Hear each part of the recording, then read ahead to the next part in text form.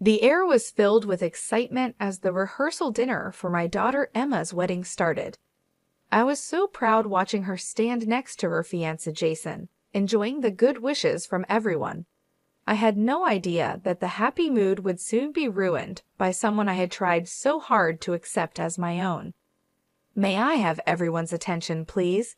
Emma suddenly called out, making the room go quiet. My husband Walter and I looked at each other, confused, as she held up her glass.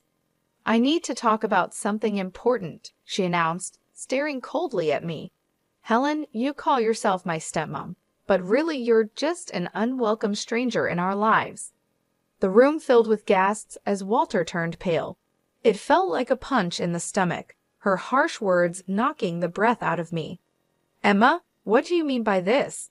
Walter asked, his voice shaking. "Don't be shocked, Dad," she snapped. "You know she's been trying to push her way into our family from the start. I'm done acting like she's my mom. She's not, and she never will be." Her mean words cut through me. I looked for any sign of the kind girl I knew in her face, but saw only dislike and anger. "Emma, please, not here," I begged, my voice breaking. "Why not?" she retorted. "It's my day, and I'll say what I want." Walter clenched his fists, trying to stay calm. "Enough," he said firmly. "We're leaving." Emma just shrugged, smirking as she turned away from us. We had to walk out past all the shocked guests, their stares and whispers making me feel judged as we left. I must have done something to make my stepdaughter hate me so much. The tears I had been holding back finally fell, and I knew then that thing would never be the same. In the car, Walter was very tense, gripping the steering wheel tightly, his face showing both anger and pain. "I don't know what's gotten into her, Helen," he said, his voice tight. "But I promise I won't let her treat you this way." I just nodded, too upset to talk, as we drove away from what was supposed to be a happy event. I kept wondering what had changed the sweet, loving girl I knew, and what difficult times might be ahead for us after her hurtful outburst. Maybe Emma began to dislike me when I married her father and became her stepmother, or perhaps it started even before that, influenced by her mother, Julie. Julie had once told her, as she gently touched her hair, "No one can ever replace your real mother." Those words had left a bad feeling, but I tried to ignore it, hoping to create a warm relationship with Emma. "I'm not trying to replace anyone," I had assured her softly. "I just want us to be friends." She nodded, but her empty look showed no warmth. It was like there was already a wall between us, built stronger by her mother's mean comments. At first, Emma was polite, though a bit cold. But as time went on, her true feelings started to show. "Why are you always trying to butt into my life?" she snapped one day when I just asked about her weekend plans. Walter gave her a stern look. "Emma, don't talk to your mother like that."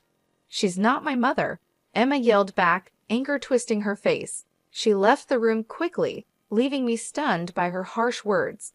Walter just shook his head, looking disappointed and resigned. From then on, Emma made it clear she didn't like me. She would roll her eyes when I came into a room and make mean comments quietly. If I tried to help or ask something, she would snap back as if she couldn't stand me being around. "You're not fooling anyone with your fake concern," she sneered one day. Her dislike for me was obvious, and it hurt. I asked if she needed a ride to her friend's house. "Emma, that's enough," Walter warned, losing his patience, but she didn't listen. It became clear that her mom, Julie, was fueling Emma's growing dislike for me. Whenever we met, Julie's fake smile hardly hid her joy in seeing our troubled relationship. "I don't know what you've done to make my daughter dislike you," she would say with a sly grin, "but you'll just have to deal with the consequences." And deal with them I did. Emma's hostility grew like an untreated wound, hurting our family life more every day. I had no idea her coldness was just the start of even worse behavior that seemed impossible to stop. After she quit college, with no clear goals, she became even meaner, using her complaints to try to get money from us.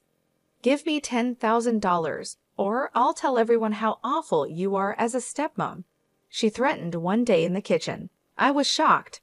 "Emma, why are you saying this? I've always tried to be nice to you." "Save it," she snapped.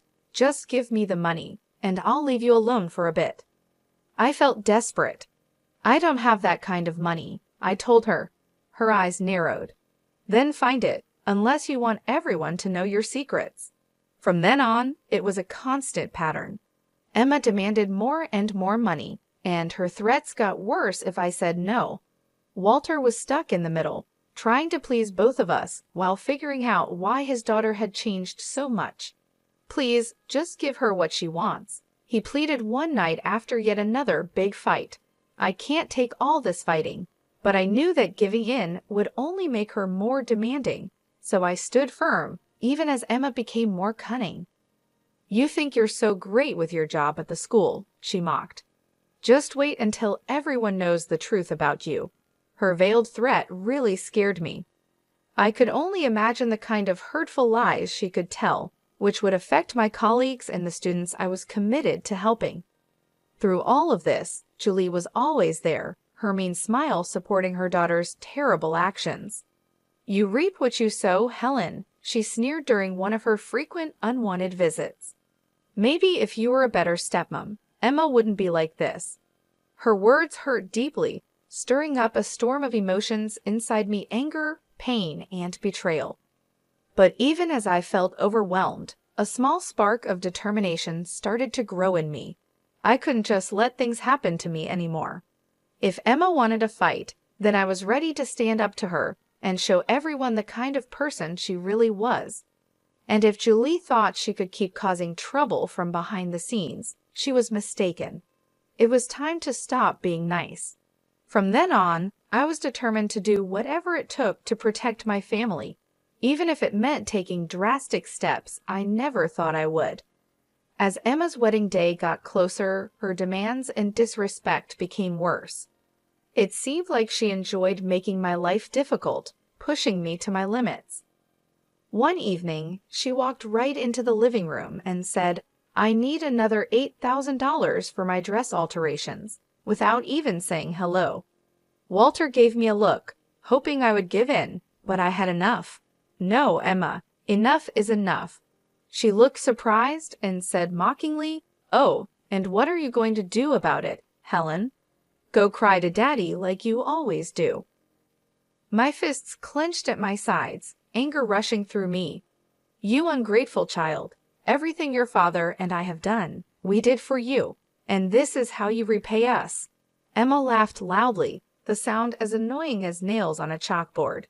"Oh, please, don't act so righteous. We both know you're just a pathetic, insecure woman trying to buy your way into our family." That hurt more than I wanted to admit, but before I could reply, she hit me with another harsh comment. "Do you think the school wants a washed-up loser like you around their students? Wait until they hear about your little drinking problem." My heart sank as I realized how low she was willing to go. She planned to ruin my career and reputation with her lies. "Emma, that's enough," Walter shouted, his face red with anger, but she just smirked, enjoying the chaos she had created. At that moment, something in me changed.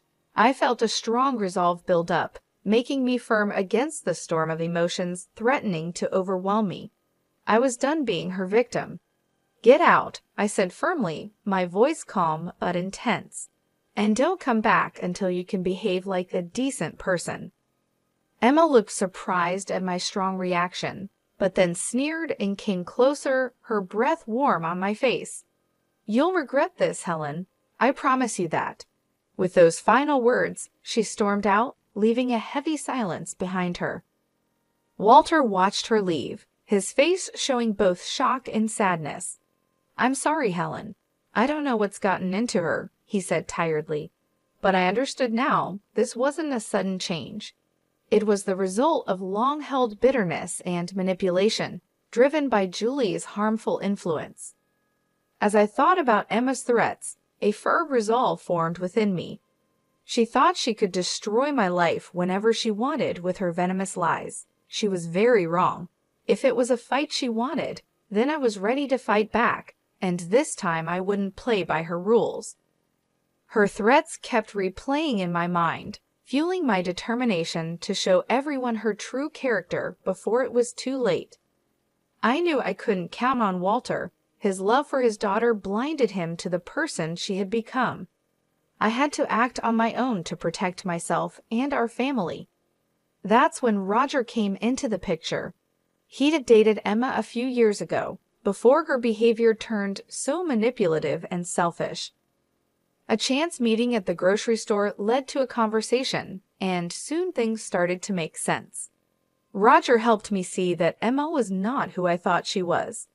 Sean shared with me, looking very sorry, she lied about you and Walter. All of it was lies.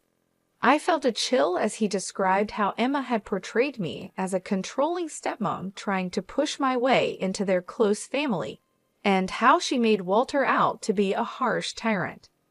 I believed everything she said, Sean admitted, embarrassed. She seemed so believable, full of anger. It wasn't until we split up that I started to see the truth. As he talked, a clearer image of Emma's harmful behavior appeared. She had spun a web of lies for years to turn everyone against me, influenced heavily by her mom, Julie, who was like a master at controlling her. From the start, she's been filling Emma's head with twisted thoughts about you trying to take her mom's place, Sean told me, which made me feel sick as everything started to make sense. All this time, I was the target of their mean plan, painted as the bad guy in their story. But Sean had more to say. He explained that Emma's upcoming wedding was just a cold-hearted plan to get more money and status. She doesn't love Jason, he said dismissively. She's just using him to get the lifestyle she wants. Once she's done with him, she'll move on to the next guy. Hearing this confirmed my doubts about Emma's shallow feelings, but it was still hard to accept. After talking with Sean, my head was spinning with all he had told me. For too long, I had let Emma and Julie control the story. Now, with the truth on my side, I was ready to confront them, to break apart their fake story, and show everyone what was really going on. No more being the victim, no more being scared of their threats and lies. It was time to fight back. The day of Emma's wedding was sunny, but inside the church, the air was tense. As I watched her get ready, admiring herself in the mirror, a firm resolve grew in me. Today, the truth would come out. Julie, fixing Emma's veil, cooed, "You look beautiful, sweetheart, just like a princess on her special day." Emma smiled, soaking up her mother's compliments. Seeing this, my stomach turned. Yes, it was like a real-life fairy tale, but I knew the truth behind the facade. I couldn't help but make a sarcastic comment, complete with a handsome prince and a wicked stepmother. Julie glared at me, but Emma just laughed, not seeming to care about the meaning behind my words. "Speaking of wicked stepmothers," she said coldly, "I'm surprised you even showed up, Helen, after how you've treated me. I half expected you to boycott the whole thing." I laughed bitterly. Oh, believe me, I thought about it, but I wouldn't miss this for the world. Before she could say anything else, Walter appeared with a forced smile. "Everything okay in here?" he asked. "Just peachy, Dad," Emma replied sweetly, her voice dripping with sarcasm. Helen and I were just having a little heart-to-heart. Walter looked like he wanted to ignore the tension. "Well, it's almost time. You ready, kiddo?" Emma nodded, suddenly looking excited to walk down the aisle. As the ceremony began and the music played, I took a deep breath, preparing myself. The ceremony went by quickly, with empty vows and fake smiles. But as Jason and Emma were about to kiss, I knew I had to speak up. "Stop!" I shouted, my voice echoing in the quiet church. Everyone gasped and looked at me. Emma's face twisted in anger, her fists clenched. "What is the meaning of this?" she hissed, her voice shaking with rage. Taking another deep breath, I looked at her firmly. "The meaning? Emma, is that I can't just watch you lie and manipulate everyone anymore. Julie's face went white as she realized what was happening. Before she could say anything, I continued, pulling out strong evidence that Scene had given me. This included texts, emails, and recordings that exposed Emma's deceit. For years, you've lied and turned everyone against me while acting like the victim, I announced confidently. Not anymore. It's time for everyone to know the truth. As I showed everyone the proof of her dishonesty and selfish plans, the room went silent. Emma's composure broke, and her face twisted into an angry snarl. "You liar," she shouted, lunging at me. "How dare you ruin my special day?" But it was too late. The truth was out there for everyone to see. Jason's family looked shocked and disgusted. The crowd's reactions showed that Emma's carefully built facade was collapsing. Standing there, alone and exposed, she seemed like a shadow of the person she used to be. I felt a mix of pity and triumph. The battle was over, and I had won by revealing the harsh truth that had been hidden for too long. The impact of my revelation was like an explosion, breaking apart the illusions we had all lived with. As the quiet turned to noise from the shocked crowd, I prepared myself for the confrontation. "How could you?" Emma yelled, anger written all over her face. "This was supposed to be my perfect day." "Your perfect day was built on lies," I replied calmly, despite the emotional turmoil inside. "Did you really think you could keep deceiving everyone forever?" She tried to answer, but stopped when Jason stepped forward, his face full of disbelief and heartbreak. "Is it true?" he asked desperately, hoping she would deny everything. "Were you just using me this whole time?" For a moment, I almost felt bad for her. Then she smirked, her cold, calculating gaze returning. "Of course not, baby," she said, reaching out to touch his cheek. "You know how much I love you. Helen is just trying to cause trouble like she always does." Emma's words made me clench my fists so hard my nails dug into my palms. I wanted to wipe that fake look of innocence off her face. Didn't she realize it was all over? Apparently not, as she turned her angry look back to me. "This is all your fault," she hissed. "If you had just left things alone, none of this would be happening." Suddenly, a loud voice interrupted us. I turned to see Walter, his face red with anger and embarrassment. "I can't believe what I'm hearing," he said, shaking his head slowly. "My own daughter, lying and using everyone for her own selfish needs." Emma tried to say something, but no words came out. For once, she was speechless, shocked by her father's disappointment. "I don't know you anymore," Walter continued, his voice full of sadness. "The sweet, loving girl I raised, she's gone, isn't she?" The room fell silent as everyone absorbed the weight of his words. Emma and Julie, her mother, locked eyes, silently challenging each other. Finally, Julie spoke harshly. "Well," she demanded, staring hard at her daughter, "aren't you going to defend yourself?" But Emma just stood there, defeated, looking smaller and more defeated than ever. With a disgusted snort, Julie stormed out, followed by Jason's family, their faces showing everything from pity to disgust. And just like that, it was over. The grand event Emma had carefully planned lay in ruins, her dreams shattered. As Jason left the church, his face filled with pain, I felt a bit sorry for him. He was just another pawn in Emma's game, used and discarded at her whim. But that feeling was quickly replaced by a grim satisfaction. The truth was out, and there would be no more lies, no more games. Emma would now taste the bitter results of her actions. In the days following the ruined wedding, chaos ensued as news of Emma's lies spread. She became an outcast in the community she had once hoped to rule. I'll never forget Emma's face when she showed up at her mother Julie's doorstep, desperately looking for help. "Please, Mom," she begged, her voice full of tears she was trying to hold back. "You have to help me. I have nowhere else to go." But Julie just looked at her with disgust and a bit of pity, her lips twisting into a sneer. "Help you? she scoffed, her laugh bitter.